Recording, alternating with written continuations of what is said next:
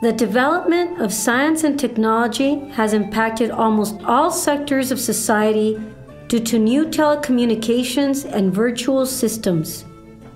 In spite of the positive projections for development that exist and the successes experienced, we are still behind in providing a true benefit to a large part of the population.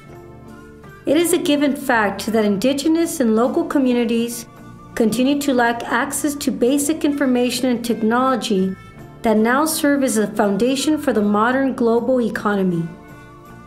Without these resources, many communities have remained without the ability to control their own future.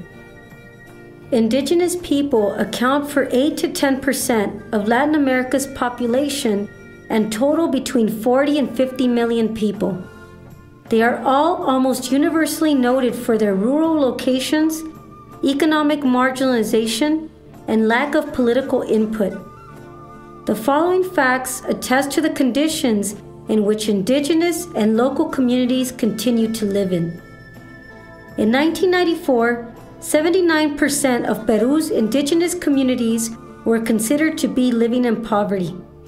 In 2004, poverty levels had dropped by only 3%. Indigenous people have less access to health care, with up to 60% of indigenous children suffering from stunted growth due to malnutrition. Sectors that have benefited from the creation of formal networks are the private sector, academia, and government, while indigenous and local communities have received the fewest benefits. This situation contributes to their state of marginalization.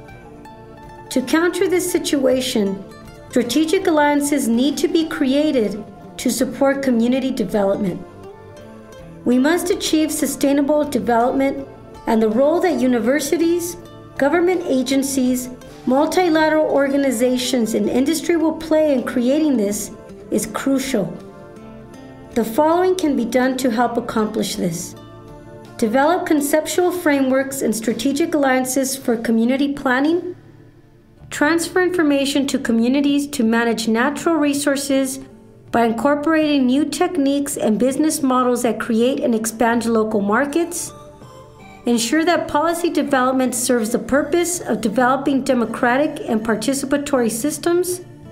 And expand and simplify notions of network building to allow the growth of local, organic, complex systems of sustainability.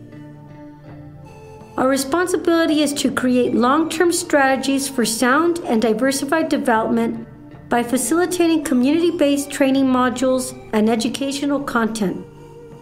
To achieve this, we can do the following. Train leaders from indigenous and local communities to support their needs and develop concrete solutions. Facilitate the implementation of formal networks for collaboration and development. Create strategic alliances among indigenous people, local communities, academic institutions, and the private sector to assure sustainability. As our biodiversity becomes scarce and the climate begins to change, the challenge that our society is confronting now and in the future is how we will use our natural resources to improve or limit the way our future generations will survive.